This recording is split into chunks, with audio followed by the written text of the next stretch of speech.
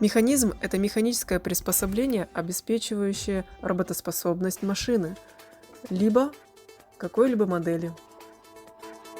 Сегодня мы с вами рассмотрим храповой механизм.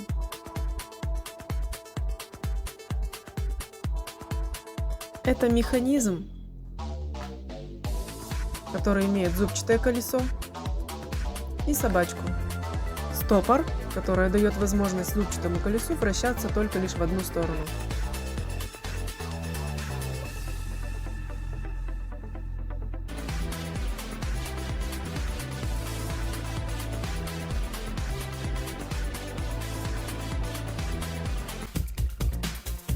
Сегодня мы с вами соберем модельку из конструктора LEGO Технология Физика,